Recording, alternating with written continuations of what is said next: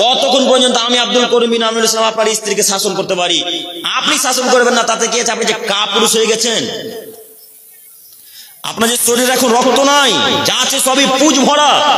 মালদার দামি হাসপাতালে গিয়ে সব পুজকে বের করে ফেলে রক্ত ভরার চেষ্টা করিয়েন। কাপুরুষ সন্তান কোথাকার।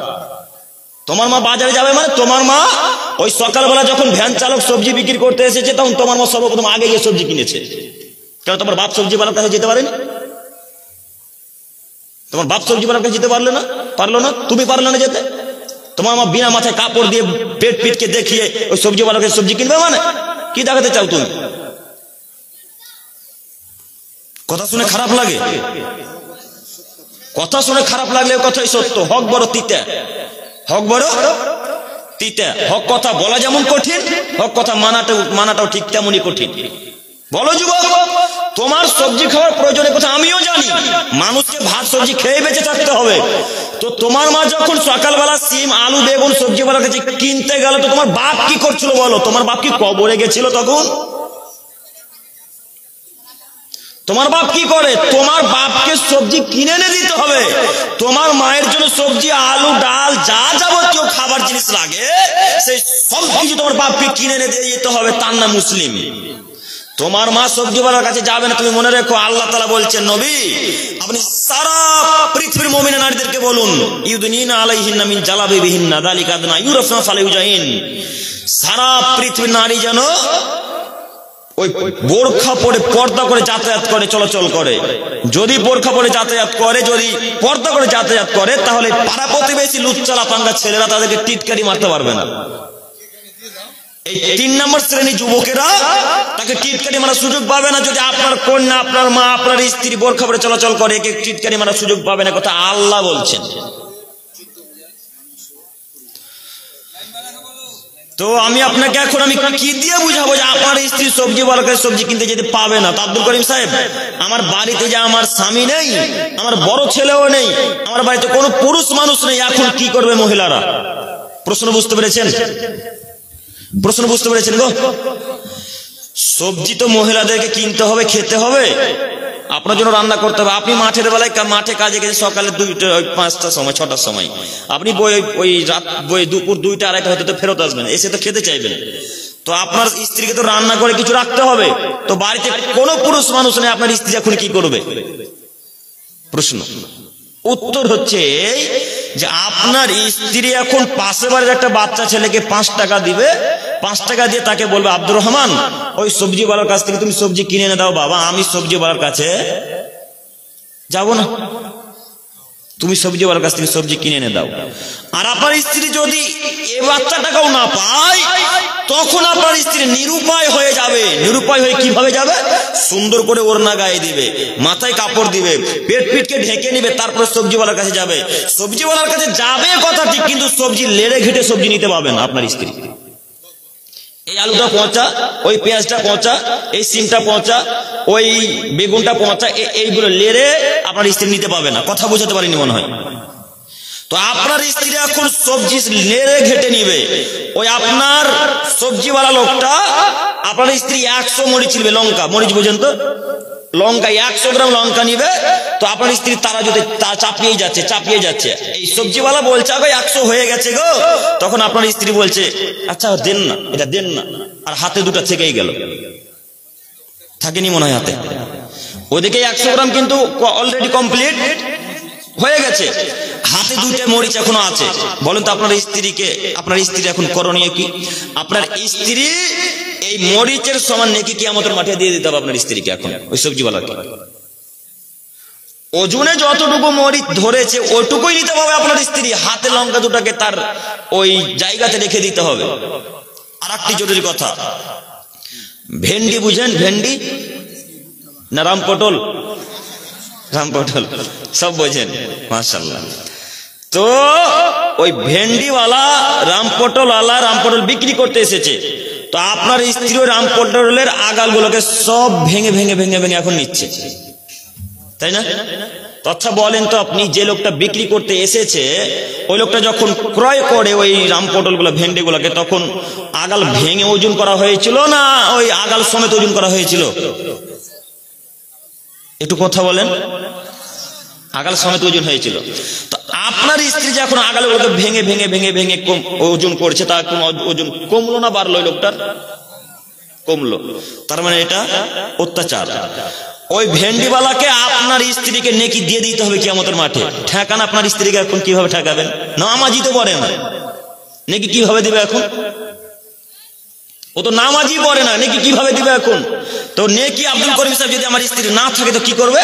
ওই ভেন্ডিওয়ালার যত পাপ আছে এই লোকটাকে এখন চাপিয়ে দিতে হবে। এই মহিলার উপর এখন এই পাপ চাপিয়ে দেওয়া হবে, এর নাম অত্যাচার। কাজেই সম্মানিত মা বোন, আপনাকে আমি অনুরোধ করছি, সবজি কিনতে যান তাতে যায় আসে না, সবজি কিনুন তাতে যায় আসে না, তবে সবজি কিনে ওই ভেঙে চুড়ে নেবেন না। সবজিওয়ালাকে বলবেন আপনি আমাকে 500 করলা দেন, 500 কলা দেন, আপেল দেন, যা যাবতীয় জিনিস প্রয়োজন আপনি ওই লোকটাকে বলেন, আপনি তাতে হাত দিবেন না। ইনশাআল্লাহ আজকে থেকে নীতি পালন হবে ইনশাআল্লাহ, ইনশাআল্লাহ। সম্মানিত দিনী মা, সম্মানিত মা বোন, সম্মানিত দিনী ভাই, আপনাকে আমি অনুরোধ করে যাচ্ছি, আপনার মা আর আপনার স্ত্রী, আপনার কন্যা কখনো বিনা প্রয়োজনে বাড়ি থেকে বের হবে না ইনশাআল্লাহ। ইনশাআল্লাহ বের হয় না। ও সভাপতি সাহেব বলছে ভুট্টা আমি ভেঙে দিতে আসবো, মানে মহিলারা ভুট্টা ভাঙে এখানে নাকি?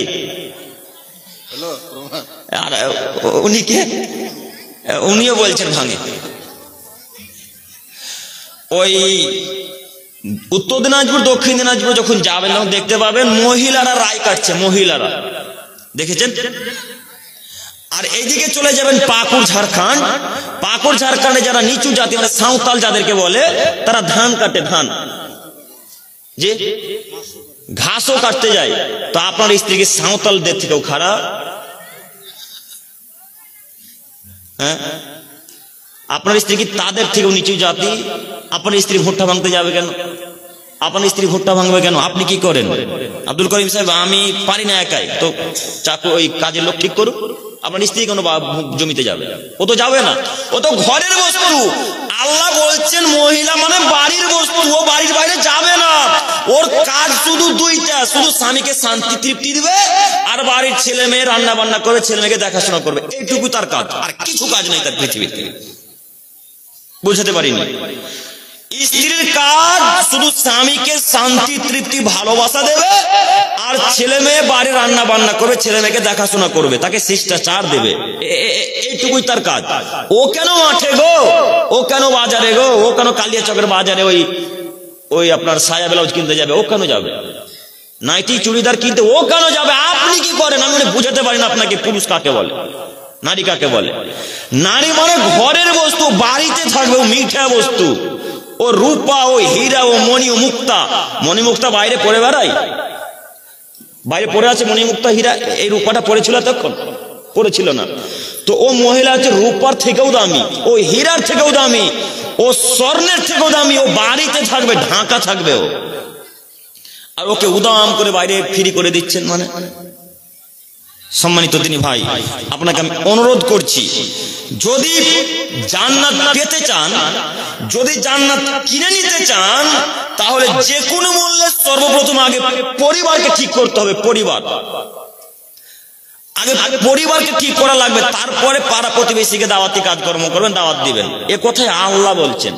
মহান আল্লাহ তাআলা বলেন, ইয়া আইয়ুহাল্লাযীনা আমানু, হে ঈমানদার মানব সম্প্রদায়, তোমরা যারা মেনে নিয়েছো আল্লাহ তাআলা এক, তোমরা যারা বিশ্বাস করেছো মুহাম্মদ সাল্লাল্লাহু আলাইহি সাল্লাম আল্লাহর শেষ নবী ও রাসূল, তোমরা যারা বিশ্বাস করেছো কবর রাজার সত্য, তোমরা যারা মেনে নিয়েছো জান্নাত জাহান্নাম সত্য, তোমাদেরকে বলছি তোমরা শোনো, কু আনফুসাকুম ওয়া আহলিকুম নারা,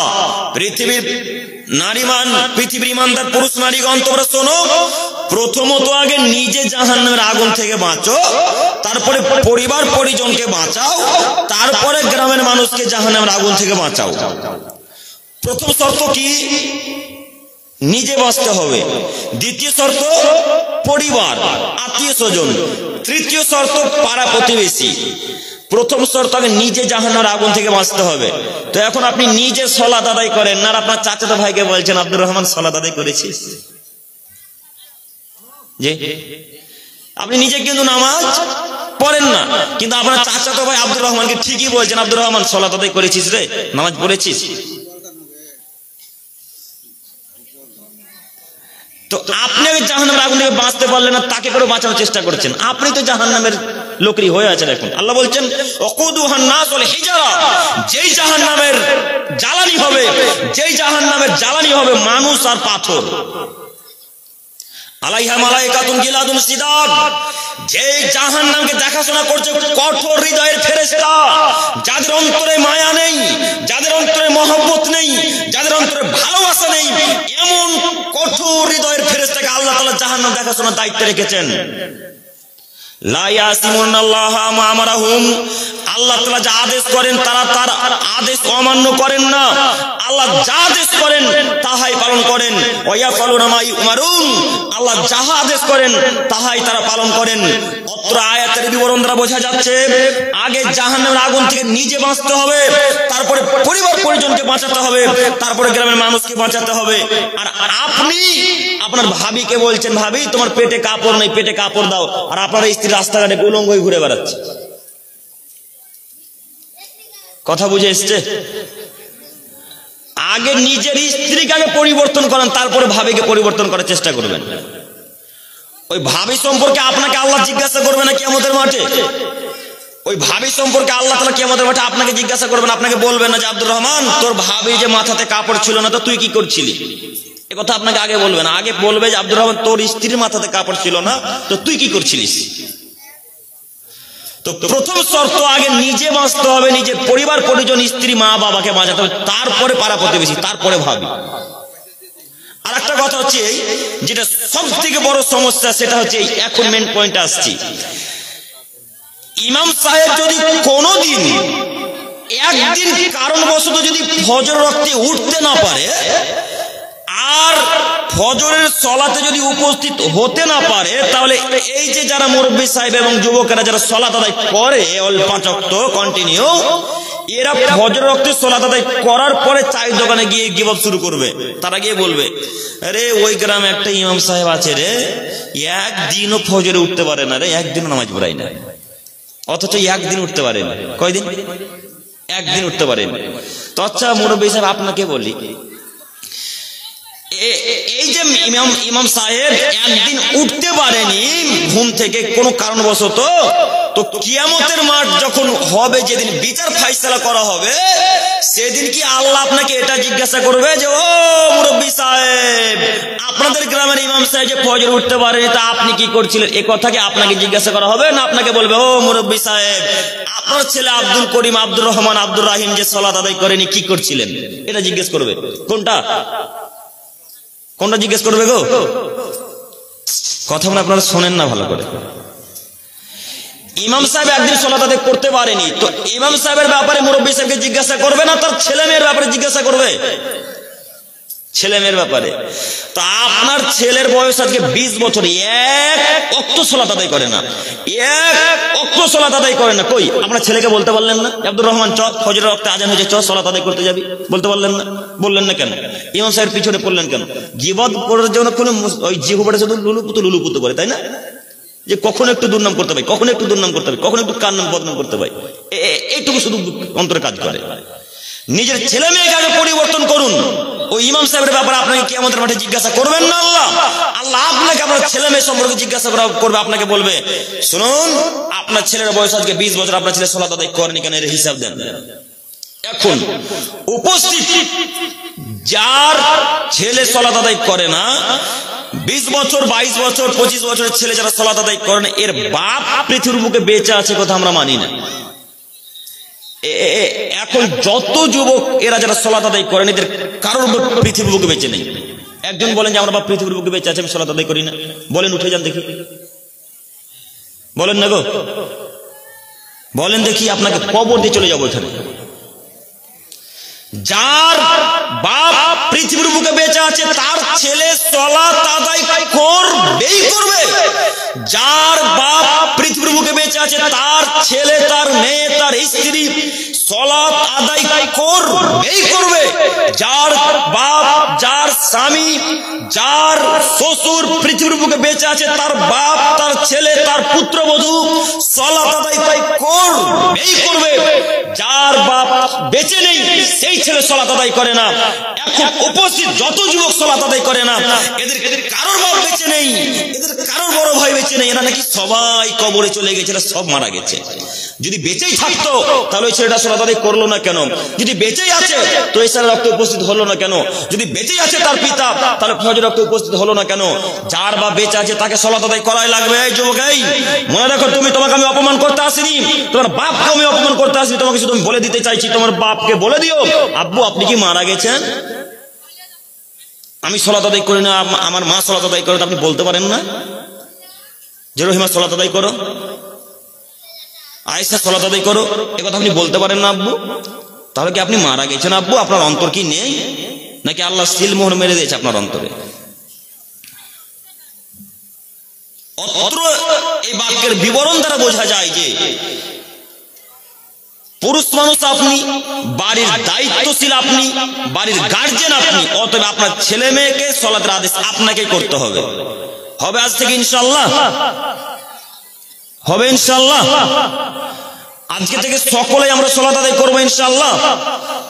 সালাত মানে বুঝতে পারছেন তো, নামাজ করবো আজ থেকে ইনশাআল্লাহ। ইনশাআল্লাহ। সম্মানিত উপস্থিতি, আমি আপনাকে বোঝাতে পারি না যে বাপ কত বড় একটা দায়িত্বশীল মানুষ। বাপ অনেক বড় একটা দায়িত্বশীল মানুষ। আর যদি আপনার এই ক্ষমতাটুকু না থাকে তো বিবাহ করেছেন কেন আপনি? আপনারা কথা বলছেন কেন? সম্মানিত মা বোন, আপনি কথা বলছেন কেন? আপনার কি লজ্জা হয় না একটুকু? আপনি জানেন না আপনার কণ্ঠটুকুও পর্দা? এতক্ষণ তো চুপচাপ ঠিকই ছিলেন, এখন কথা বলতে হচ্ছে কেন? সম্মানিত মা বোন, আপনাকে আমি অনুরোধ করছি, আপনি একটু ধৈর্য সহকারে বসে থাকুন, ইনশাআল্লাহ আমি আপনার কোনো না কোনো উপকার করবো ইনশাআল্লাহ। সম্মানিত উপস্থিতি, বলছিলাম আপনি যদি নিজের বাড়ির ছেলে মেয়েকে পরিবর্তন করতে না পারেন, আর যুবক তোমাদেরকে বলছি, তোমরা যারা এখন পর্যন্ত বিবাহ করোনি, তোমাদেরকে বলছি তোমরা বিবাহ করো না গো, বিবাহ করো না। কেন আব্দুল করিম সাহেব বিবাহ করবো না মানে? বয়স আজকে 25 বছর হয়েছে, বিবাহ করবো না মানে? বিবাহ করা লাগবে তো, আচ্ছা বিবাহ করো। যদি ক্ষমতা থাকে তো বিবাহ করিও, ক্ষমতা যদি থাকে তবে বিবাহ করিও, আর যদি ক্ষমতা না থাকে তো বিবাহ করো না। শুধু মনে করিয়েন না টাকার নাম ক্ষমতা। আমরা সাধারণ ছেলেরা মনে করি যে টাকার নামই শুধু ক্ষমতা, তাই না? কেউ মনে করি আমরা এই সিদ্ধান্তে যৌন ক্ষমতা আছে তার নামই ক্ষমতা। এটাই কি শুধু ক্ষমতা? না চোখ যেদিকে ঘুরবে বউ সেদিকে ঘুরবে তার নাম ক্ষমতা? বলেন, কথা বলেন। আপনার কথা বলতে ভয় করছেন বুঝতে পারছি। আমি যে চেয়ারে বসে আছি গো, মারলে যে আমাকে মারবে কালিয়া চকের মানুষ, আপনাদেরকে মারবে না তো ভয় লাগছে কেন? আপনাদের পাশেই বাংলাদেশ, এই হেঁটে মনে হয় আধ ঘন্টা লাগবে যেতে, তাই না? এই পাশে বাংলাদেশের আলোচনা যদি হয় এখান থেকে হয়তো শুনতে পাবেন। তো তারা যদি বক্তব্য, মানে কোন আলোচক যদি বক্তব্য রাখে তো কথা শেষ হতে না হতে বলবে ঠিক বলেছেন। কালকে আমার আলোচনা ছিল বাংলাদেশে, ওরা এমন ভাবে চেঁচাচ্ছে আমি ভয় খেয়ে যাচ্ছি একাধবার। এত শ্রোতা, সুবহানাল্লাহ, এই মাথা থেকে ওই মাথা দেখা যায় না, এত শ্রোতা। তো আমি আপনাদেরকে ওই তাদের মতো চেঁচাতে বলছি না, আমি আপনাকে শুধু জানতে চাইছি কথা কি বুঝতে পেরেছেন? আলহামদুলিল্লাহ। তো আমি আপনাকে বলতে চাইছি, ক্ষমতা যদি থাকে তবে বিবাহ করিয়েন, আর ক্ষমতা যদি না থাকে তো বিবাহ করিয়েন না। আব্দুল করিম সাহেব, তো কি করব? বিবাহ যদি না করে কি করব? এখন সিয়াম থেকে থেকে থেকে থেকে থেকে রোজা রেখে রেখে রেখে রেখে রেখে নিজের যৌন ক্ষমতাকে নষ্ট করে দিয়েন। বিবাহ করিয়েন না। বিবাহ করলে ক্ষমতা লাগে, বিবাহ করলে ক্ষমতা লাগে। চোখ যেদিকে ঘুরবে বউ সেদিকে ঘুরবে, তার নাম ক্ষমতা।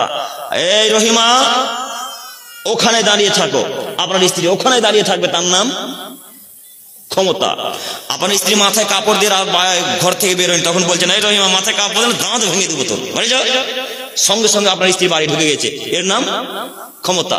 তা আপনার স্ত্রীকে আপনি বলছেন যে মাথায় কাপড় দাও না, তখন আপনার স্ত্রী আপনাকে অকথ্য সে গালি করে দিয়েছে, কত ইমানদার হয়েছে। তখন আপনার স্ত্রী বাক্য বলে, ওই দিব্যি এই মা যাতে কলসি নিয়ে পানি আনতে চলে গেল। ওর পেট দেখা যায়, ওর পিঠ দেখা যায়, ওর পুরো অংশ বোঝা যায়, সবকিছু, তাও চলে যায়। আপনি কি মনে করেন আপনার স্ত্রী ফ্রি? না শুধু আপনি হক রাখেন? কথা বলেন একটু। আপনার স্ত্রী কি পাড়া প্রতিবেশীর জন্য ফ্রি, না আপনি হক রাখেন শুধু? একটু আমার দিকে তাকান। ওই কালিয়াচক বাজার থেকে আমি বিবাহ করে নিয়ে এসেছি আমার স্ত্রীকে, এই চরি অনন্তপুরে, না কি নাম এটা গো, চরি অনন্তপুরে। তো চরি অনন্তপুরে যে আমি বিবাহ করে নিয়ে এসেছি, 20,000 টাকা মোহরানা আদায় করেছি। কত হাজার? 20,000 টাকা মোহরানা আদায় করে আমি আমার স্ত্রীকে জায়েজ করে নিয়ে এসেছি। আমি তার সাথে এখন উঠা বসা করবো, তার সাথে আমি সুখ সংসার ভালোবাসা কথাবার্তা বলবো। তো আমি আমার স্ত্রীর হক আদায় করব, মোহরানা যেহেতু আমি আদায় করেছি। তো আপনি হক আদায় করবেন এ কথা আল্লাহ বলছেন, আপনি হক আদায় করবেন এ কথা আল্লাহ রসুল বলছেন, আপনি হক আদায় করবেন এ কথা আল্লাহ বলছেন, এ কথা আল্লাহ নবী বলছেন। তো আপনার স্ত্রীর হক এখন আপনার চাচাতো ভাই আদায় করবেন আপনি? তো আপনার স্ত্রী কেন উলঙ্গ হয়ে ঘুরছে বলুন? খারাপ লাগে না? একটুকু খারাপ লাগে না? বিবেক একটুকু বাধা দেয় না? আমার স্ত্রীকে, আমরা তো আমাদের স্ত্রীকে কোনোদিন টোটোতে নিয়ে যাই না। টোটো বুঝেন তো? চেন্নাই ওই টোটোতে কোনোদিন তো নিয়ে যায় না। যদি কোনোদিন গাড়ি না থাকে বাড়িতে, বাইক, তো যদি নিয়ে যায়, তো আমার স্ত্রীর পাশে কেউ যদি বসে তো মনে হচ্ছে আমার গায়ে কাঁটা ঢুকে গেল ফুঁড়ে।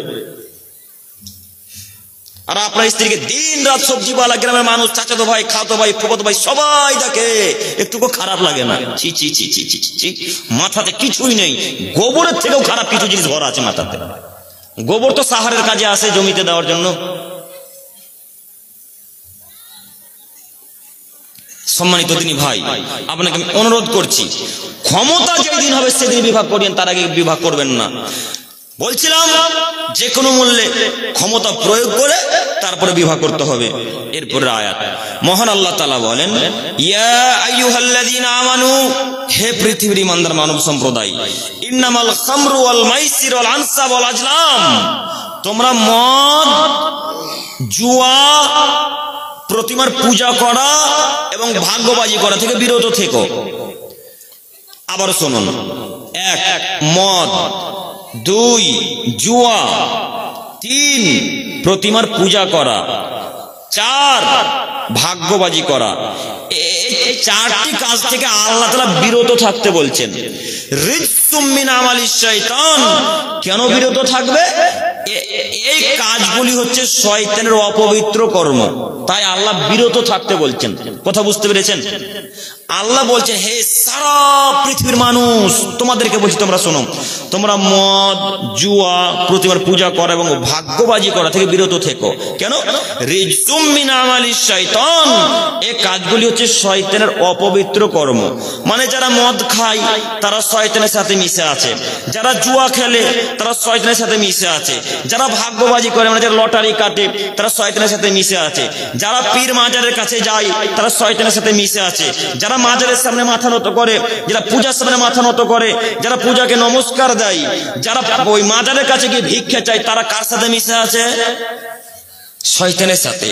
তো আল্লাহ বলছেন, ফাজতানিবুহু, তোমরা এগুলি থেকে বিরত থাকো, লাআল্লাকুম তুফলিহুন, তাহলে তোমরা সফলতা লাভ করবে। এতক্ষণ যে কথাগুলো বললেন আল্লাহ তাআলা, আল্লাহ বলছেন এই সব কথা থেকে যদি তোমরা বিরত থাকতে পারো, লাআল্লাকুম তুফলিহুন, তাহলে তোমরা সফলতা লাভ করবে, তাহলে তোমরা জান্নাতে যেতে পারবে। আল্লাহ নবী সাল্লাল্লাহু আলাইহি সাল্লাম বলছেন, পৃথিবীর মানুষ তোমরা মদ থেকে বিরত থেকো, তোমরা জুয়া থেকে বিরত থেকো, তোমরা নেশা দ্রব্য পান করা থেকে বিরত থেকো। আল্লাহ বলছেন তোমরা মদ থেকে বিরত থেকো, তোমরা জুয়া থেকে বিরত থেকো, তোমরা টিকিট কাটা থেকে বিরত থেকো, তোমরা প্রতিমার পূজা করা থেকে বিরত থেকো। তো এখন আমি আপনাকে বলতে চাইছি, আপনি এখন পর্যন্ত কেন মদের সাথে মিশে আছেন? এখন কেন বিড়ি, গুলগুটকা, গাঁজা, হিরেনিয়া, বাতিরাঙ্গা খাচ্ছেন, পান করছেন? খান পান করেন না মনে হয় কেউ ওইখানে করে? এখন যদি যুবক এবং মুরব্বী সাহেবের পকেট চেক করাতে এখনো মনে হয় বিড়ি আর গুলগুটকা পাওয়া যাবে? যাবে না? আব্দুল করিম ভুল বললো। পাওয়া যাবে? চেক করলে পাওয়া যাবে না? যাবে। তাহলে ঠিক বলেছি নাকি? নাউজুবিল্লাহি মিন জালিক। পিছন দিকে কিছু লেখা নেই? কই কাগজটা? কই কাগজটা? কই গো? হ্যান্ডবিলটা? আচ্ছা বাদ দেন। উপরে কি লেখা ছিল হ্যান্ডবিলে? বিরাট ধর্মীয় আলোচনা কি লেখা ছিল? লেখা ছিল চরি অনন্তপুর গ্রামের 1 রাত্রি ব্যাপী এক বিরাট ধর্মীয় জালসা। কি লেখা ছিল? এক বিরাট ধর্মীয় জলসা। তো এই যুবক, তোমরা কি পড়তে জানো না? স্কুল গেছো তো, জানো তো অ লিখতে পড়তে জানো তো। ওই মাথাতে ওই কাগজের উপরে হ্যান্ডবিলে ওই বড় লেটারে বড় অক্ষরে লেখা ছিল এক বিরাট ধর্মীয় জালসা। তো এটা পূজার স্থান নয় যে গো, এটা মেলার স্থান নয়। এটা কি মেলার স্থান? তো এই মেলার স্থান যদি না হয়তো এখনো পকেটে বিড়ি আছে কেন গো? এখনো গুটকা আছে কেন? ছি ছি ছি ছি ছি ছি ছি ছি। এগুলো কি মানুষে খায়? এগুলো তো কুকুর শ্রীগালেও খায় না গো, কুকুরেও খায় না। দেখবেন কুকুরে খায় কিনা, দেখবেন একটু, দেখবেন দেখবেন একটু একটু আমার দিকে তাকান, আমার দিকে তাকান। কেউ মুখ নিচে দিকে রাখেন না, একটু আমার দিকে তাকান, দেখেন কুকুরে খাচ্ছে কিনা। তামাকের গাছ দেখেছেন কেউ? তামাকের গাছ দেখেছেন? তামাকের গাছ যে দেখেছেন, একজন হাত তোলেন তো দেখি। দেখেছেন তো? আচ্ছা আপনি বলেন, তামাকের গাছ যে জমিতে লাগা থাকে, তো তামাকের গাছকে চতুর্দিকে ঘেরা থাকে? ঘেরা থাকে না, থাকে না। ঠিক, জাযাকাল্লাহু খাইরান। তামাক যে জমিতে চাষ হয় সেই জমিতে আপনার ওই বেড়া জাল দিয়ে ঘেরা লাগে না। লাগে ঘেরা? ঘেরা লাগে না। কিন্তু যদি আপনি ওই জমিতে ওই জায়গাতে যদি আপনি ওই শশার গাছ লাগাতেন কিংবা কোনো শাকসবজি লাগান, তো ঠিকই কিন্তু ঘেরতে হবে। কেন? ভয় আছে একটা, যেটাকে গরু ছাগলে খেয়ে নিবে, তাই না? গরু ছাগলে খেয়ে নিতে পারে, তার একটা ভয় থাকে। কিন্তু তামাক যে জমিতে লাগা থেকে ওই জমিতে কোনো কিছু দিয়ে ঘেরা লাগে না, কোনো কিছুর বেড়া জাল লাগে না, কোনো কিছু কঞ্চি মাছ দিয়ে ঘেরা লাগে না। তার মানে ওই জিনিস কুকুরেও খায় না, ওই জিনিস ছাগলেও খায় না, ওই জিনিস মোষেও খায় না, ওই জিনিস শুকরেও খায় না, ওই জিনিস হুজুর আর মানুষ ঠিকই খায়।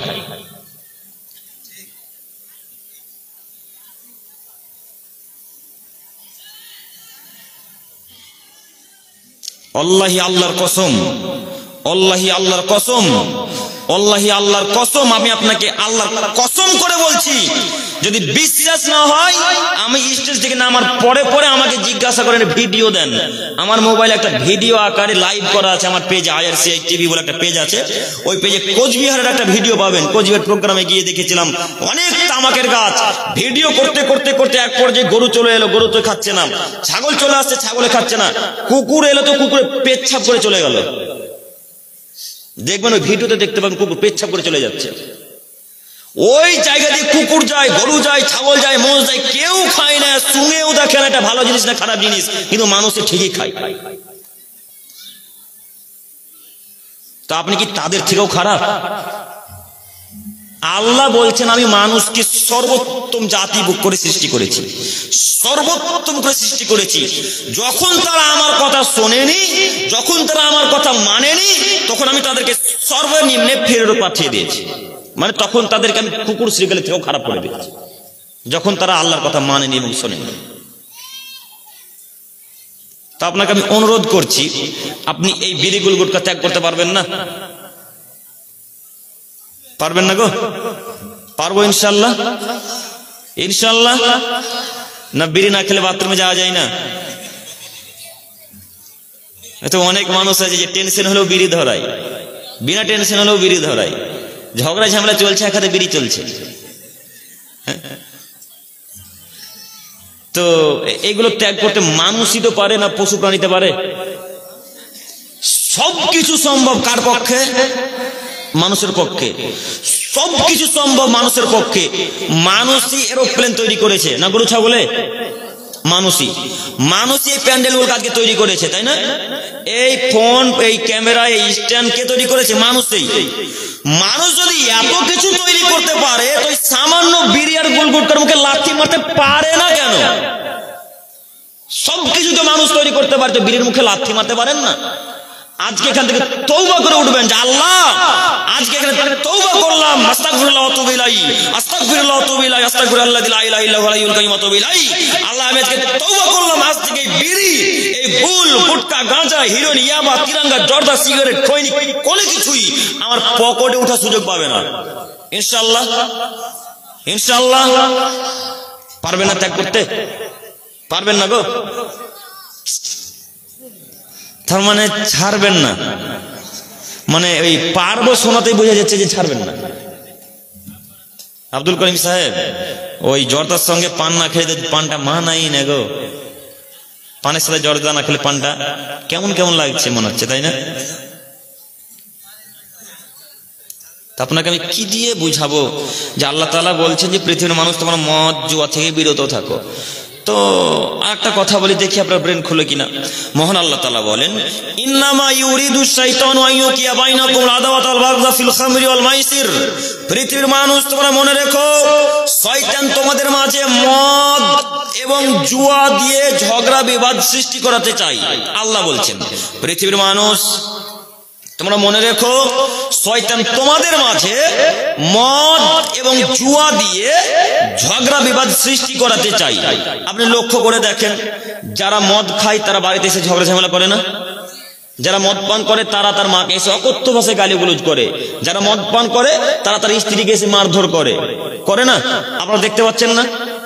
যারা জুয়া খেলে ওই বাগানে দেখবেন সকাল 6টার সময় বসেছে, বৈকাল 4টা বেজে যাচ্ছে, তবুও তার খাওয়া দাওয়ার নাম কথা হয় না। যখন সব টাকা হেরে চলে আসে তখন এসে স্ত্রীর উপর অত্যাচার, তখন স্ত্রী বলে যা তোর বাপের বাড়ি থেকে টাকা নিয়ে আনলে বাড়ি থেকে পালিয়ে যাবে। তো আল্লাহ বলছেন শয়তান তোমাদেরকে জুয়া আর মদ দিয়ে তোমাদের মাঝে ঝগড়া লাগাতে চাই। এটাই বাস্তব, আপনি দেখতে পান না? যারা মদ পান করে তারা কত গালিগুলোজ করে পিতাকে, মাতাকে, গ্রামের মানুষকে। আপনি যদি তাকে সেই সময় ভালো কথা বলতে চান তবু আপনাকে সে গালি দেবে। কেন? তার বিবেক এখন কাজ করে না, তার বিবেক এখন কাজ করে না, সে এখন পাগলের মতো বসবাস করছে, পাগল হয়ে গেছে।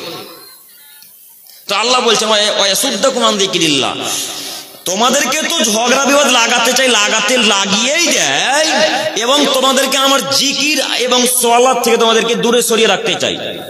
তাই তো এখানে শত শত যুবক আছে যারা বিড়ি পান করে সালাত আদায় করে না, এখানে শত শত মুরব্বী সাহেব আছে যারা সিগারেট পান করে কিন্তু সালাত আদায় করে না।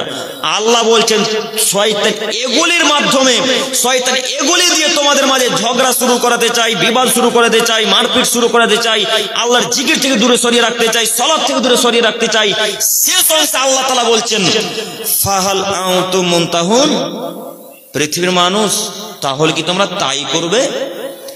শয়তান তোমাদেরকে যেই পথে নিয়ে যাচ্ছে তোমরা কি সেই পথে যাবে? শয়তান তোমাদেরকে যেই পথে নিয়ে যাচ্ছে তোমরা কি সেই পথে যাবে? তো আল্লাহ বলছেন শোনো পৃথিবীর মানুষ, শয়তান তোমাদেরকে যেই পথে নিয়ে যাচ্ছে তোমরা যদি সেই পথে যাও তো তোমরাও শয়তানের সাথে জাহান্নামে যাবে। শয়তান কোথায় যাবে? জাহান্নামে যাবে। বিড়ি, গুল, গুটকা, গাঁজা, হিরোইন, ইয়াবা, তিরঙ্গা, জর্দা, সিগারেট, খৈনি এগুলো কার কাজ? জোরে বলেন, শয়তানের কাজ। তো এগুলো যারা খাই পান করে তারা এখন কোথায় যাবে? উত্তর দিয়ে ফাঁসলেন না, কোথায় যাবে? জাহান্নামে যাবে। কেন? আল্লাহ বলছেন শয়তানের মোতাবেক চলবে যারা জাহান্নামে যাবে তারা, শয়তানের মোতাবেক চলবে যারা জাহান্নামে যাবে তারা। রাসূল সাল্লাল্লাহু আলাইহি সাল্লাম বলেন মান তাসাব্বা বিকওমিন ফাহুয়া মিনহুম। পৃথিবীর মানুষ তোমরা মনে রেখো, যদি কোনো মানুষ ইহুদি খ্রিস্টানদের নীতি গ্রহণ করে তাহলে ইহুদি খ্রিস্টানদের সাথেই সে কিয়ামতের মাঠে থাকবে। যদি কোনো মানুষ ইহুদি খ্রিস্টানদের নীতি গ্রহণ করে তাহলে সে ইহুদি খ্রিস্টানদের সাথে মাঠে থাকবে। যদি কোনো যুবক, কোনো যুবতী, কোনো পুরুষ, কোনো নারী, কোনো মুরব্বী সাহেব, কোনো বৃদ্ধা মা যদি ইহুদি খ্রিস্টানদের নীতি গ্রহণ করে তাহলে কিয়ামতের মাঠ ইহুদি খ্রিস্টানদের সাথে হবে। ইহুদি খ্রিস্টানরা কোথায় যাবে? জাহান্নামে যাবে। তাদের মোতাবেক চলে যারা তারা কোথায় যাবে? জাহান্নামে। একটু ওই যে আপনার পাশে একটা ছেলে বসে আছে দেখেন, তার বাম দিকে চুলই নাই। চুল আছে দেখেন না, একটু দেখেন না, এই বাম দিকে চুলই নাই। এই বাম দিকেও নাই, ডান দিকেও নাই, শুধু এই সামনে দিকে এই হালকাখানি আছে। আচ্ছা বলেন তো ওটা ইহুদিদের নীতি না ওটা রাসূলুল্লাহ সাল্লাল্লাহু আলাইহি ওয়াসাল্লামের নীতি? ইহুদিদের নীতি। তো আচ্ছা মুরব্বী সাহেব আপনাকে বলছি, ওই ছেলেটার মাথাতে আজকে 20 দিন ধরে ওইভাবে চুল কাটা আছে, আপনি দেখতে পাচ্ছেন না? আমাদের বাড়িতে ওই চুল তো 20 দিন তো বহু দূরের কথা, 20 মিনিট 20 সেকেন্ড থাকার সময় পাবে না গো। ওইভাবে চুল কাটা কেন? আপনার ছেলে কেন ওইভাবে চুল কাটবে? আপনার ছেলে ইহুদিদের সাথে মিশে যাবে কেন? ও খ্রিস্টানদের সাথে মিশবে কেন? ও নাসারাদের নীতি গ্রহণ করবে কেন? এই যুবক তুমি মনে রেখো, কাল সকাল হতে হতে তুমি এই মাথার চুলকে কেটে পরিবর্তন করো। ইহুদি খ্রিস্টানদের পণ্যতে তুমি লাথি মেরে দাও, ইহুদি খ্রিস্টানদের নীতিতে তুমি লাথি মারো, ইহুদি খ্রিস্টানদের পণ্যতে তুমি লাথি মারো, ইহুদি খ্রিস্টানদের নীতিতে তুমি লাথি মারো। তুমি মনে রেখো, ইহুদি খ্রিস্টান শুধু পরিকল্পনা করে, ইহুদি খ্রিস্টান শুধু পরিকল্পনা করে তোমাকে কখন সুযোগ পাবে আর তোমাকে কেটে কচু কাটা করে কেটে তোমাদের কালিয়ে চোখে নদীতে ভাসিয়ে দিবে। এটা তাদের চক্রান্ত। ও তোমাকে একটুকু পছন্দ করে না, ও তোমাকে একটুকু পছন্দ করে না। তুমি শুধু তাদেরকে ভালোবাসো, তুমি তাদের ফ্রি ফায়ারকে ভালোবাসো, তুমি তাদের পাবজিকে ভালোবাসো, তুমি তাদের ওই লুডুকে ভালোবাসো, তুমি তাদের দাবাকে ভালোবাসো, তুমি তাদের ক্যারাম বোর্ডকে ভালোবাসো। কার সৃষ্টি সব এগুলো? ইহুদি খ্রিস্টানদের তৈরি, এগুলো সব ইহুদি খ্রিস্টানদের সৃষ্টি। আর আপনি তাদের জিনিসকে এত ভালোবাসেন কেন? আপনাকে ওরা একটুকু ভালোবাসে না, এক কিঞ্চিত পরিমাণ আপনাকে ভালোবাসে না। যদি সুযোগে আপনাকে পেয়ে যায় ইহুদি খ্রিস্টান কোনোদিন, আপনাকে কচু কাটা করে কেটে আর নদীর সাথে ভাসিয়ে দেবে নদীতে আপনারা, তার নাম ইহুদি, তার নাম খ্রিস্টান। আল্লাহ নবী সাল্লাল্লাহু আলাইহি সাল্লাম বলেন, পৃথিবীর মানুষ তোমরা মনে রেখো, মুসলমানের সবথেকে বড় শত্রু, মুসলমানের জানি শত্রু, মুসলমানের চিরশত্রু হচ্ছে ইহুদি, তারা হলো খ্রিস্টান। তারা কখনোই তোমার বন্ধু হতে পারে না, তারা কখনোই তোমার বন্ধু হতে পারে না। আপনার বন্ধু ইহুদি কখনোই হতে পারে না, আপনার বন্ধু কখনোই খ্রিস্টান হতে পারে না। আপনি কেন তাদের সাথে চলাচল করেন? কেন তাদের নীতিকে গ্রহণ করেন? কাল সকাল হতেই চুল কাটা নীতি পরিবর্তন করতে হবে। হবে ইনশাল্লাহ, হবে ইনশাল্লাহ। আর যত যুবক এবং মুরব্বি সাহেব বিড়ি পান করছেন, এগুলোকে ত্যাগ করতে পারবেন ইনশাল্লাহ। আপনি বিশ্বাস করুন, আজকে এগুলো হতে দেন, এগুলো আপনি বিশ্বাস করুন, আপনি এখন যদি তওবা করে নেন তো ইনশাল্লাহ জান্নাত হবে, ইনশাল্লাহ জান্নাত হবে। আর যদি এখন তওবা করে নেন একবার, তাহলে শয়তানের মাথা কিন্তু এখন হ্যাং করে যাবে। এখন যদি তওবা করেন, এখন যদি বলে যান যে আল্লাহর জিন্দেগিতে বিড়ি পান করবো না, জিন্দেগিতে সিগারেট পান করবো না, জিন্দেগিতে গুটকা মুখে দেবো না, এই কথা যদি বলে দেন এখন, তো শয়তানের মাথা তার কাজ করবে না। কেন? শয়তান তো আল্লাহর সাথে ওয়াদা করে নেমেছে। আল্লাহকে তো বলেছে, আল্লাহ তোমার আদমের সন্তানকে আমি দেখে ছেড়ে দিব, তোমার বান্দাদেরকে আমি দেখে ছেড়ে দেবো, তারা কিভাবে জান্নাত যেতে পারে, তোমার বান্দাদেরকে আমি জাহান্নামে ভরে দিয়ে চলে আসবো। আমি শয়তান আল্লাহ তোমার সাথে ওয়াদা করে নামলাম। আল্লাহ তখন বললেন, আচ্ছা আজাজিল, যাও তুমি আমার বান্দাদেরকে জাহান্নামে যদি নিয়ে যেতে পারো নিয়ে চলে যাও। আমার বান্দা যদি হাজার পাপ করে, আমার বান্দা যদি পাপ করতে করতে করতে করতে করতে করতে করতে যদি আসমান পরিপূর্ণ পাপ করে, আমার বান্দা যদি পাপ করতে করতে করতে সারা পৃথিবী পরিমাণ যদি পাপ করে, আর সেই পাপে যদি শিরক না থাকে, আমি আল্লাহ তাআলা কিয়ামতের মাঠে তার সব পাপকে ক্ষমা করে দেব। সুবহানাল্লাহ বলতে পারেন না? আমি আল্লাহ তাআলা সব পাপকে ক্ষমা করে দেব। আল্লাহ সব পাপ ক্ষমা করে দিতে পারেন। শয়তান ওয়াদা করে নেমেছেন আপনাকে জাহান্নামে ভরে দিয়ে চলে আসবে, তার নাম শয়তান। আপনি তার নীতি গ্রহণ করিয়েন না। আপনি আজকে তওবা করেন, তওবা যেমনই করবেন তেমনই শয়তান আপনার কানে কানে এসে বলবে, আব্দুল্লাহ বিড়ি ছেড়ে দিয়েছো, একটা মারো, না হলে রাতে ঘুম হবে। শয়তান এসে কানে কানে বলবে, আব্দুর রহমান সিগারেট না খেয়ে ঘুম আসে পাগল, সিগারেট মারো, মারো, ধরো দিয়া চালাই দিয়ে ধরো, একটা মারো দিয়ে ঘুমাবো। তখন আপনি ঠিকই শয়তানের কথা শুনে আস্তে আস্তে আস্তে হাতটা ওই বিড়ির প্যাকেটের দিকে চলে যাবে। তো এখন আপনার করণীয়, বিড়ির প্যাকেটের দিকে যখন হাতটা চলে যাবে, তখন লাফ দিয়ে উঠে গিয়ে বলবেন, শয়তান তোমার মুখে আমি লাথি মারি, তোমার মুখে আমি লাথি মারি, আউযু বিল্লাহি মিনাশ শাইতানির রাজিম। শয়তান আমি তোমার মুখে লাথি মারি, আমি আল্লাহর সাথে ওয়াদা করেছি আমি জিন্দেগিতে কোনোদিন বিড়িগুলো গুটখা পান করব না। বলতে পারবেন না এইভাবে বাক্য? বলতে পারবেন না? ইনশাআল্লাহ হবে। তাহলে আজকের পর থেকে এই যাবতীয় হারাম খাদ্য ত্যাগ হবে ইনশাআল্লাহ, ইনশাআল্লাহ, ইনশাআল্লাহ। সম্মানিত মুরব্বী সাহেব, সম্মানিত দিনী ভাই বোন, এরপরের হাদিস আব্দুল্লাহ ইবনে উমর রাদিয়াল্লাহু তাআলা আনহু থেকে বর্ণিত। তিনি বলেন, রাসূল সাল্লাল্লাহু আলাইহি ওয়াসাল্লাম বলেছেন, সালাসাতুল লা ইয়াদখুলুনাল জান্নাতা আবাদা, তিন শ্রেণীর মানুষ কখনোই জান্নাতে যাবে না। একটু আমার দিকে তাকান। মুহাম্মদ সাল্লাল্লাহু আলাইহি ওয়াসাল্লাম বলেন, তিন শ্রেণীর মানুষ কখনোই জান্নাতে যাবে না। এক, মুদমিনুল খামর, যারা নেশার দ্রব্য খায় পান করে, তারা জান্নাতে যাবে না। যারা বিড়ি গুল গুটকা গাঁজা হিরোইন ইয়াবা তিরঙ্গা জর্দা সিগারেট খৈনি খাই পান করে তারা জান্নাতে যাবে না। দুই, রাজুলাতু মিনান নিসা, পুরুষের বেশধারী নারী জান্নাতে যাবে না। পুরুষের বেশধারী নারী জান্নাতে যাবে না। যেই নারী পুরুষদের জুতা স্যান্ডেল পরে, সম্মানিত মা বোন আপনার জন্য কথা আপনি একটু শ্রবণ করুন। সম্মানিত মা বোন আপনার দৃষ্টি আমি আকর্ষণ করতে চাইছি, একটু আপনি আমার কথাকে শ্রবণ করুন। মহান আল্লাহ রাসূল সাল্লাল্লাহু আলাইহি সাল্লাম বলছেন তিন শ্রেণীর মানুষ জান্নাতে যাবে না। তার দ্বিতীয় শ্রেণীর মানুষ হচ্ছে রাজুলাতু মিনান নিসা, পুরুষের বেশধারী নারী, পুরুষের জুতা স্যান্ডেল পরে যেই নারী, পুরুষের প্যান্ট শার্ট পরে যেই মহিলা, পুরুষের প্যান্ট শার্ট পরে যেই নারী, পুরুষদের গেঞ্জি জামা পরে যেই নারী, তারা জান্নাতে যাবে না। এ কথা আজ থেকে 1450 বছর আগে মুহাম্মদ সাল্লাল্লাহু আলাইহি সাল্লাম বলে গেছেন। আজ ওই হাদিস গ্রন্থে পড়ে আছে নাসাই ইবনে মাজাতে।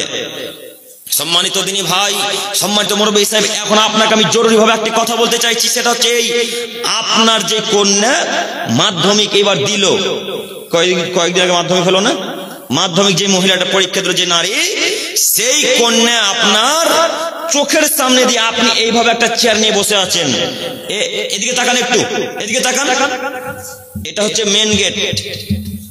এই মেন গেটের সামনে ঠিক আমার মতো একটা চেয়ার নিয়ে বসে আছেন মুরব্বী সাহেব, আপনি বাড়ির গার্জেন যে তাকে বলছি, এইভাবে চেয়ার নিয়ে বসে আছেন।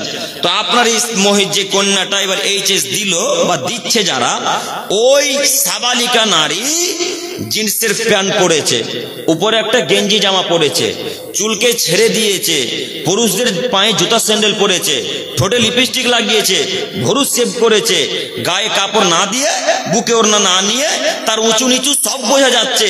এখন আপনার চোখের সামনে দিয়ে চলে গেল, আপনি কিছু বলতে পারলেন না। আপনি কি কানা? আপনি কি অন্ধ? আপনি কি মানুষ নন? আপনি কি পশু প্রাণী? আপনি কি গরু ছাগল? আপনি কি ইহুদি? আপনি কি নাসারা? আপনি কি খ্রিস্টান? ওটা কি ইহুদির মেয়ে? ওটা কি খ্রিস্টানের মেয়ে? ওটা কি বৌদ্ধের মেয়ে? যেই কন্যাটা ওই পুরুষের জুতা স্যান্ডেল পরে বাইরে বেরোলো, ওটা কি নাসারার মেয়ে? যেই নারী জিন্সের প্যান্ট পরে চলাচল করে, ওটা কি খ্রিস্টানের মেয়ে? ওটা কি অমুসলিমদের মেয়ে? জি না, ওটা আপনারই মেয়ে, ওটা মুসলিম পরিবারের মেয়ে।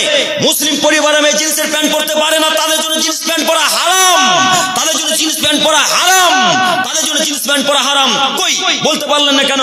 রহিমা, জিন্সের প্যান্ট পরে বাইরে বেরিয়েছো মানে গাঁদা ভেঙে দেবো বেটি, বাড়ি যা। বাড়ি থেকে জিন্সের প্যান্ট খুলে বোরকা পরে ঢেউটা পোশাক পরে তারপরে বাড়ি থেকে বের হবি। বলতে পারলেন না কেন? আপনি পুরুষ, আপনি নির্লজ্জ পুরুষ, আপনি বেহায়া পুরুষ, আপনি অশিক্ষিত পুরুষ, তাই বলতে পারলেন না। বলতে পারলেন না কেন? জন্ম দিয়েছেন আপনি, আমি ঠেকাতে আসবো মুর্শিদাবাদ থেকে। জন্ম দিয়েছেন আপনি, আমি জঙ্গিপুর থেকে বাধা দিতে আসবো। আপনার কন্যা আপনাকে বাধা দিতে হবে, আমি বাধা দিতে আসবো না জঙ্গিপুর থেকে। আপনার কন্যা আপনাকে ঠেকাতে হবে, আপনাকে বলতে হবে রহিমা, আয়েশা, রহিমা, আয়েশা, এভাবে প্যান্ট পরতে হয় না, জিন্সের প্যান্ট পরা হারাম, পুরুষদের জুতা স্যান্ডেল পরা হারাম। জন্ম দিয়েছেন আপনি, আমি জঙ্গিপুর থেকে ঠেকাতে আসবো না, আপনাকে ঠেকাতে হবে। আপনি কোথায় পড়ে আছেন, কোন জামানায় পড়ে আছেন আপনি? আপনার কন্যাকে ঠেকালেন না কেন? এই কন্যা জান্নাতে যাবে না যেমন ওর বাপ, ওর বড় দাদা জান্নাতে যাবে না তেমন, এই কন্যা জান্নাতে যাবে না যেমন ওর পিতা, ওর বড় ভাই জান্নাতে যাবে না তেমন, এই নারী যে জিন্সের প্যান্ট পরে, পুরুষদের জুতা স্যান্ডেল পরে স্কুল কলেজ বিশ্ববিদ্যালয়ে যায়, চলাচল করে রাস্তাঘাটে, এর বাপ, এর দাদা জান্নাতে যাবে না যেমন, এই কন্যাও জান্নাতে যাবে না তেমন। সম্মানিত মা বোন, আপনাকে আমি অনুরোধ করছি, যত পুরুষদের জুতা স্যান্ডেল কিনেছেন আপনি নিজে ব্যবহার করার জন্য, যত জিন্সের প্যান্ট কিনেছেন আপনি নিজে ব্যবহার করার জন্য, যত পুরুষদের টি শার্ট কিনেছেন নিজে ব্যবহার করার জন্য, আজকে বক্তব্য শুনে যাওয়ার পরে বাড়িতে গিয়ে সর্বপ্রথম কাজ হবে ঘুমানো বাদ। ঘুমানোর আগে সমস্ত জুতা স্যান্ডেলকে এক জায়গায় রেখে, জিন্সের প্যান্টকে এক জায়গায় রেখে, কেরোসিন ঢেলে ডিএসএলআর কাঠি মেরে পুড়িয়ে ছারখার করে দিতে হবে। ডিএসএলআর কাঠি মেরে পুড়িয়ে ছারখার করে দিতে। বক্তব্যের সাথে মুনাফিকি করিয়েন না, আপনাকে আমি অনুরোধ করছি। বক্তব্যের সাথে মুনাফিকি করিয়েন না, আমি আপনাকে অনুরোধ করছি। বক্তব্যের সাথে আপনি মুনাফিকি করিয়েন না। আমি আপনার দ্বীনি ভাই, আমি আপনার ছেলের মতো, আমি আপনার ভাইয়ের মতো, আমি আপনার গর্দার মতো, অতএব আপনার কথাকে অমান্য করিয়েন না। রাসূল সাল্লাল্লাহু আলাইহি সাল্লাম বলেন, তিন শ্রেণীর মানুষ জান্নাতে যাবে না, তিন শ্রেণীর মানুষ জান্নাতে যাবে না। তার এক শ্রেণীর মানুষ মদমিনুল খামর, যারা বিড়ি গুল গুটকা গাঁজা হিরোইন খাই পান করে, তারা জান্নাতে যাবে না। দুই, পুরুষের বেশধারী নারী জান্নাতে যাবে না। তিন, অদায়ুস আল্লাযী ইউকিরু ফি আহলিল খাবাস, বাড়িতে যে নারী বেহায়াপনার সুযোগ, যে বাপ বেহায়াপনার সুযোগ দেয়, সে বাপ জান্নাতে যাবে না। কি দিয়ে জনগণকে বোঝাই? এই পিতা, এই বড় ভাই জান্নাতে যাবে না। সম্মানিত মা বোন, আপনার কারণে 3টি মানুষ এমনিতে জাহান্নামে চলে যাবে। শুধুমাত্র আপনার কারণে 3টি মানুষ এমনিতে জাহান্নামে চলে যাবে। 1, বাপ যাবে জাহান্নামে আপনার কারণে।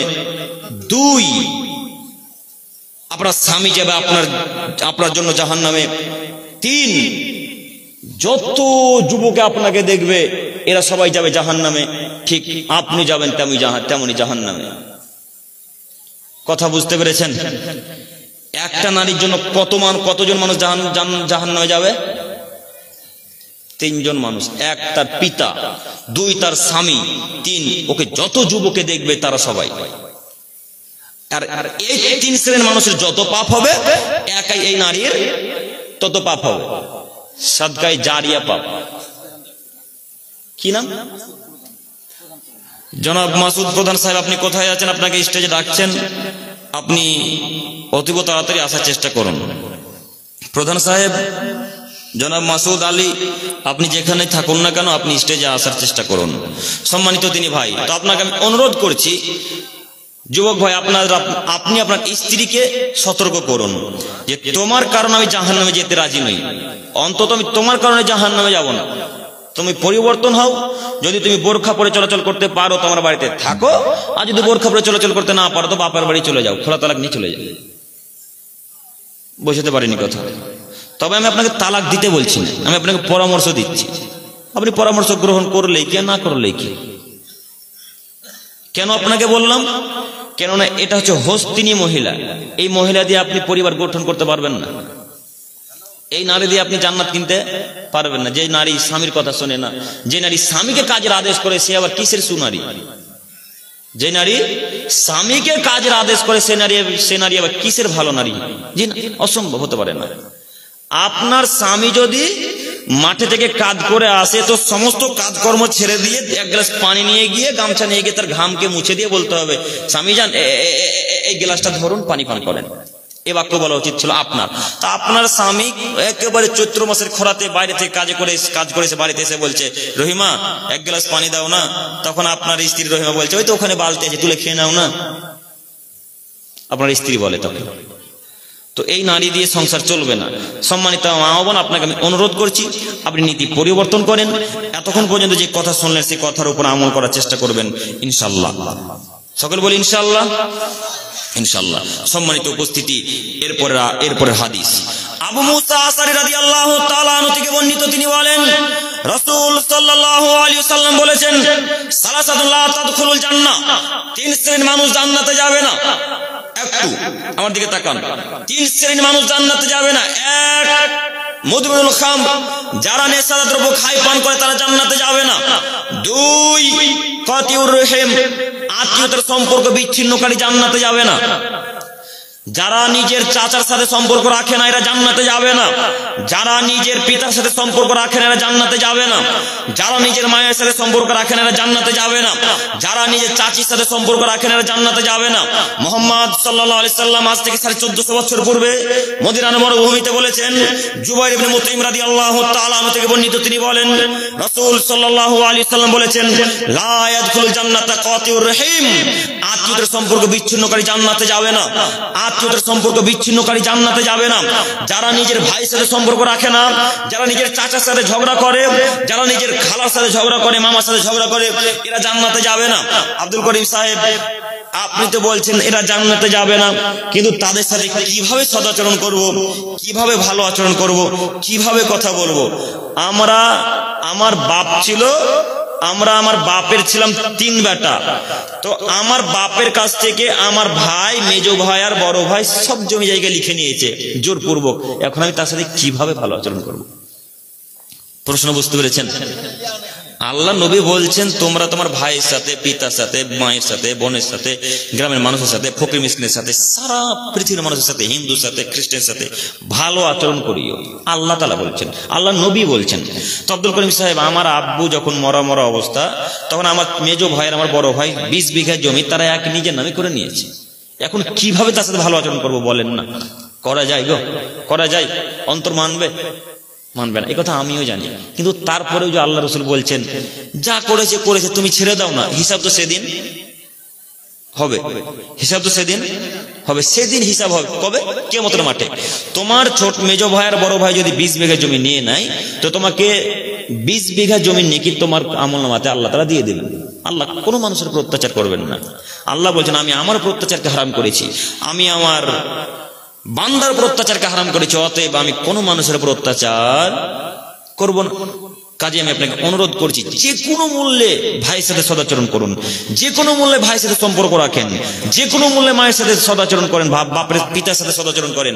সম্মানিত মুরব্বী সাহেব, 2 3 মুসাদ্দিকু বিসসিহির, জাদুকে যারা বিশ্বাস করে তারা জান্নাতে যাবে না। একটি কথা জরুরি ভাবে মনে রাখবেন, জাদু করা সত্য, জাদু করা কি?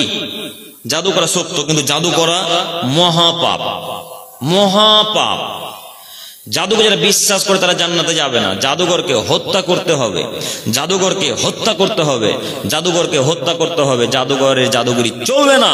আল্লাহ নবী তাই তো বললেন, তোমরা কোনো কবিরাজের নিকটে যেও না, তোমরা কোনো জাদুঘরের নিকটে যেও না। যদি কোনো মানুষ, হাফসা রাদিয়াল্লাহু তাআলা আনহা থেকে বর্ণিত, তিনি বলেন রাসূল সাল্লাল্লাহু আলাইহি সাল্লাম বলেছেন, যদি কোনো পুরুষ নারী কোনো কবিরাজের কাছে যায়, যদি কোনো পুরুষ নারী কোনো জাদুঘরের নিকটে যায়, তাকে গিয়ে যদি কোনো কথা জিজ্ঞাসা করে যে আমার অমুক জিনিস হারিয়ে গেছে, কে চুরি করেছে একটু দেখেন না, আমার অমুক জিনিস হারিয়ে গেছে, কে নিয়েছে একটু দেখেন না, বা কোথায় আছে একটু দেখেন না, এই কথা যদি কেউ জিজ্ঞাসা করে এবং তারপর যদি বিশ্বাস করে, তাহলে তার 40 দিন কোনো ইবাদত কবুল হবে না। কতদিন ইবাদত কবুল হবে না? 40 দিন ইবাদত কবুল হবে না। 40 দিন। এই 40 দিনের ভেতরে যদি মারা যান তো জাহান্নামে যেতে হবে। কত মা ও বোনেরা আছে যারা জাদু করে, কত মা ও বোনেরা আছে যারা বান মারে একজন পুরুষকার একজন নারীকে। বান মারা বোঝেন? বোঝেন?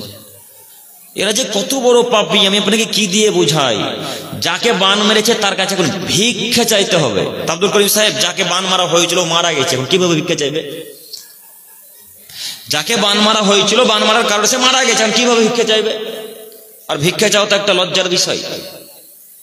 তো ভিক্ষা যদি চাইতে হয় তো তার পরিবারের নিকটে চলে যেতে হবে, তার পরিবারকে গিয়ে বলতে হবে যে আপনার ছেলেকে আপনার মেয়েকে বান মেরেছিলাম, হয়তো বা আল্লাহ এই কারণে তার মৃত্যু নিয়ে মরণ নিয়েছে, তো আপনারা আমাকে ক্ষমা করেন। যদি ওই মহিলা ওই পুরুষরা ক্ষমা করে তো ক্ষমা হবে, আর যদি ক্ষমা না করে তো কিয়ামতের মাঠে যাকে বান মেরেছিলেন তাকে নেকি দিয়ে বুঝিয়ে দিতে হবে। এর নাম কিয়ামতের মাঠ। সম্মানিত দিনী ভাই ও বোন, আপনাদেরকে আমি অনুরোধ করছি, জাদু যদি করে থাকেন তার কাছে গিয়ে ভিক্ষা চেয়ে আপনাকে ফেরত আসতে হবে, নইলে কিয়ামতের মাঠে নেকি দিয়ে বুঝিয়ে দিতে হবে। তাই আল্লাহ নবী সাল্লাল্লাহু আলাইহি সাল্লাম বলেছেন, পৃথিবীর মানুষ, তোমরা মনে রেখো 3 শ্রেণীর মানুষ জান্নাতে যাবে না। তার এক শ্রেণীর মানুষ যারা বিড়ি গুলগুটকা গাঁজা হিরোইন খায়। আমি আপনাদেরকে একটা কথা বারবার স্মরণ করিয়ে দিতে চাইছি, আমি আপনাদেরকে একটা কথা বারবার দৃষ্টি আকর্ষণ করছি, সেটা হচ্ছে নেশাদার দ্রব্য। আল্লাহ নবী বারবার বলছেন, আল্লাহ নবী বারবার বলছেন তোমরা নেশাদার দ্রব্য থেকে বিরত থাকো, তোমরা নেশাদার দ্রব্য পান করা থেকে বিরত থাকো। আমি কি করব বলেন? আমি শুধু আরবি থেকে বাংলা করে শোনাচ্ছি। এতক্ষণ পর্যন্ত একটা কথা আমার নিজের মন করা বলেছি, এই কথা আমার মনে পড়ে না। যদি মনে পড়তো আপনার আমাকে ধরিয়ে দিন। সম্মানিত তিনি ভাই, কাজে আমি আপনাকে অনুরোধ করছি, রাসূলের নীতি একটু গ্রহণ করুন। রাসূল সাল্লাল্লাহু আলাইহি ওয়াসাল্লাম যে পথে চলেছেন সেই পদ্ধতি গ্রহণ করুন। রাসূলুল্লাহ সাল্লাল্লাহু আলাইহি ওয়াসাল্লাম যেভাবে চলাচল করতে বলেছেন সেইভাবে চলাচল করার চেষ্টা করুন। সম্মানিত উপস্থিতি, আবু হুরায়রা রাদিয়াল্লাহু তাআলা আনহু থেকে বর্ণিত, তিনি বলেন, আর একটু কত সময় হলো, কত শেষ করব? সম্মানিত উপস্থিতি, একটু আপনার বিরক্ত হচ্ছেন? আমি বাড়ি যাবো না?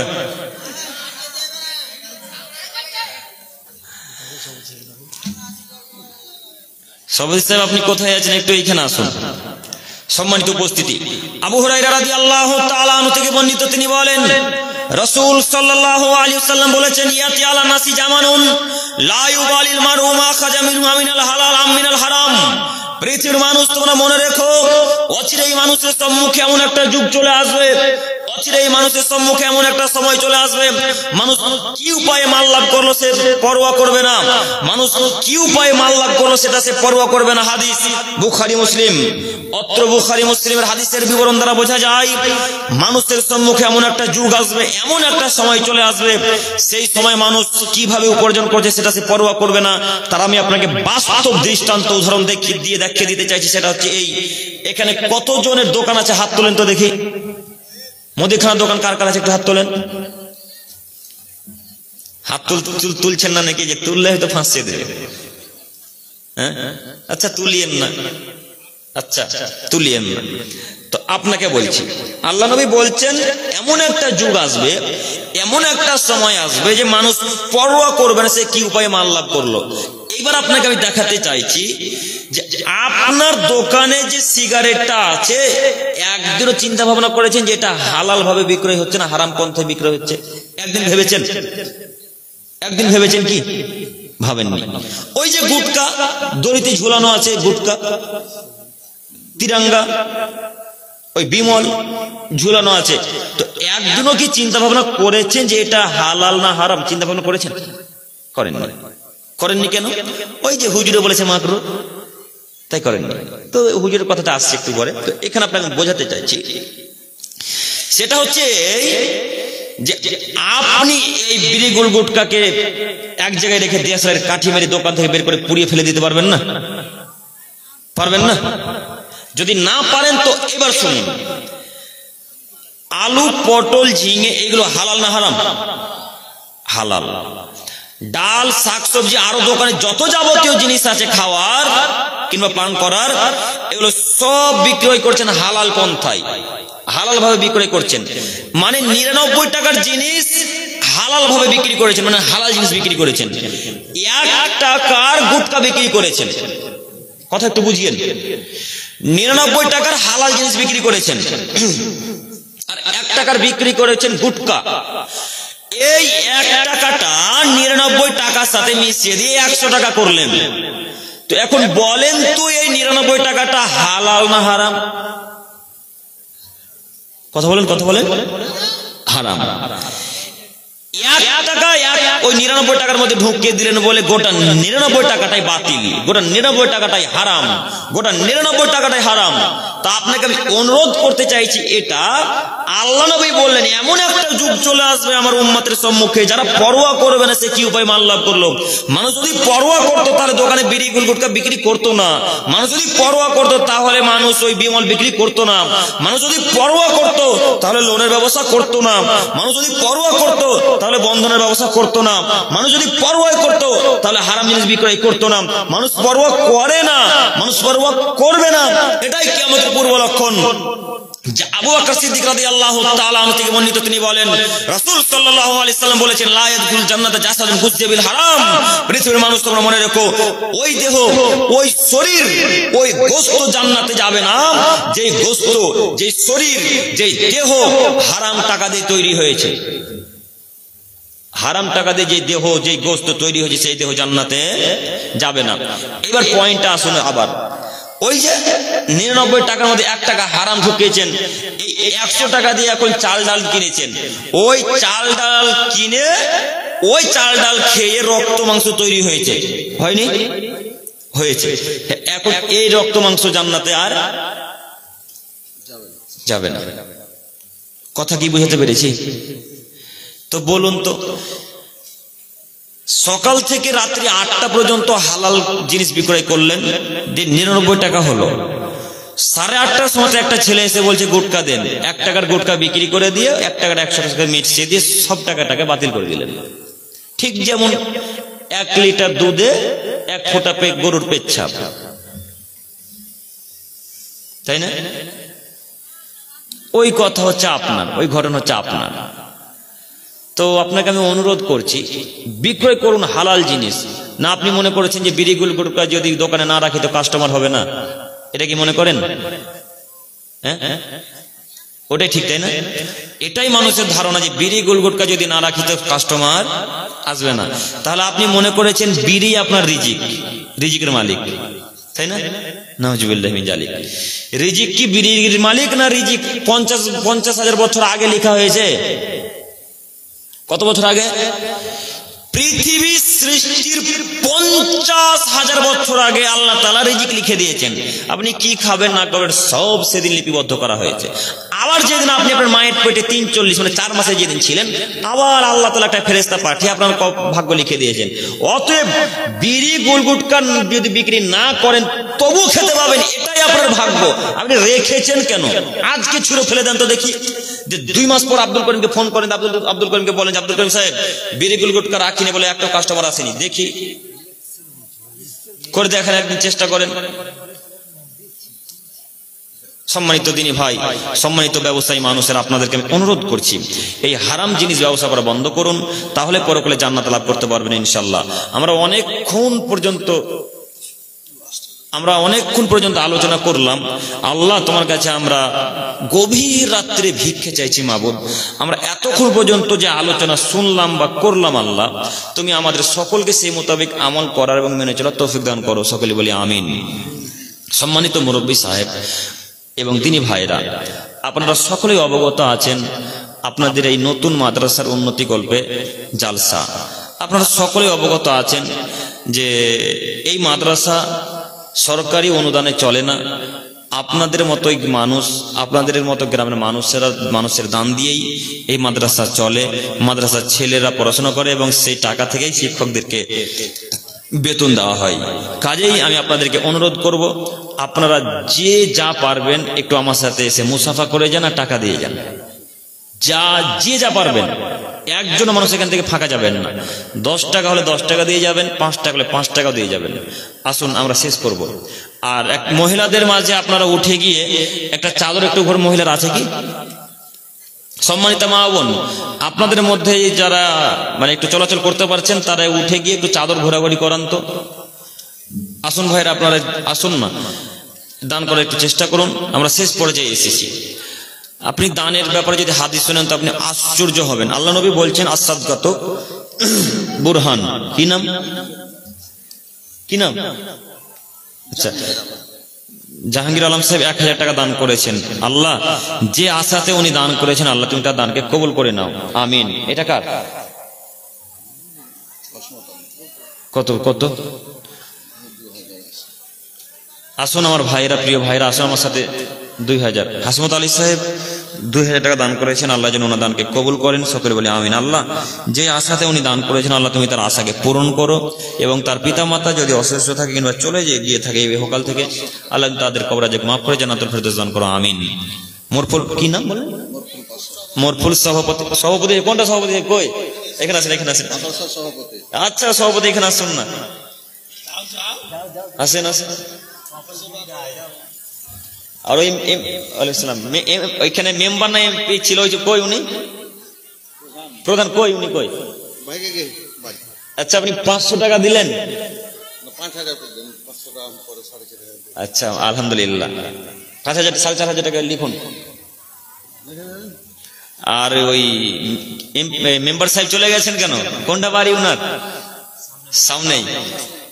মেম্বার সাহেব, আচ্ছা মেম্বার সাহেব আপনি কোথায় আছেন? একটু স্টেজে আসার চেষ্টা করুন। আপনার গ্রামে জালসা, আপনি এত তাড়াতাড়ি ঘুমিয়ে গিয়েছেন মানে? কোনটা?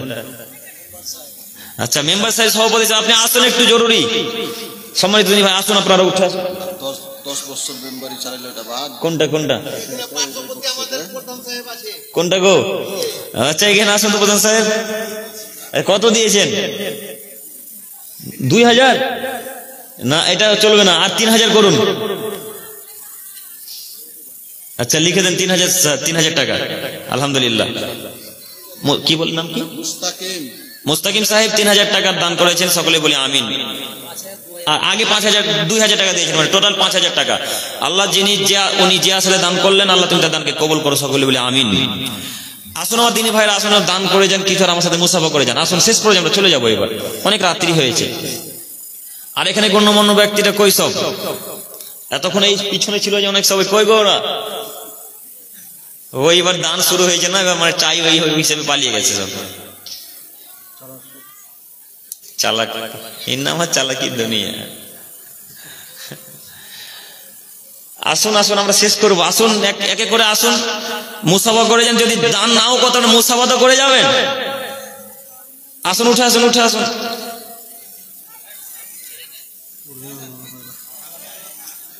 কি নাম ওটা? রমি খাতুন। রমি খাতুন 500 টাকা দান করেছেন। আল্লাহ তুমি তার দানকে কবুল করো, সকল বলি আমিন। আসেন আসেন, মুসাফা করেন। এই টেবিলটা অনেক দূর হয়ে গেছে, এই সাইডে করেন এটা। আসেন একটু আমরা দোয়া করে দেবো, শেষ করে দেবো। হ্যাঁ বসুন বসুন, একটু শেষে দোয়াটা। সাফি হোমেনের ছেলে 10 বস্তা সিমেন্ট, সুন্নাহার সেন্টুর মেয়ে 5 বস্তা সিমেন্ট, সীমা 2 বস্তা সিমেন্ট, মানিকুল গোলার ছেলে 10 বস্তা সিমেন্টটা কি জি বেনামিতে 5000 টাকা দান করেছে। 10 বস্তা সিমেন্ট কবুল করো, সকল বলে আমিন। তারপরে মজু পচার ছেলে সুবহান সাহেব, সুবহান যিনি দান করে গেলেন, আর 50 কেজি ভুট্টা। সুবহান সাহেব আপনি কোথায় আছেন? কাইফুল সিকান্দর 40 কেজি ভুট্টা। শেখ সাহেবের ছেলে 500 টাকা নগদ।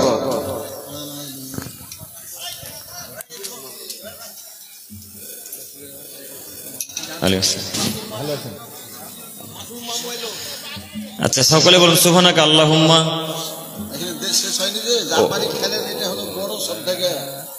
মাত্র 1000 টাকা,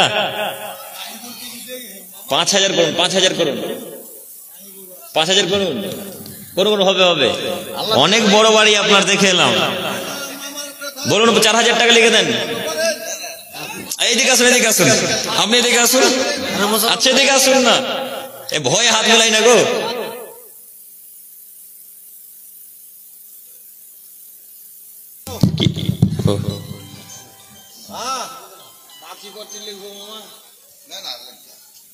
আচ্ছা আর অত্যাচার করিয়েন না, হয়েছে। আচ্ছা সুবহানাকা আল্লাহুম্মা ওয়া বিহামদিক আশহাদু আল্লা ইলাহা ইল্লা আনতা আস্তাগফিরুক ওয়া আতুবু ইলাইক। আল্লাহুম্মা সাল্লি আলাইহি। সকলে দোয়া করবেন আল্লাহ যেন আমাকে এবং আমার পরিবারকে সুস্থ রাখেন, সকলে বলে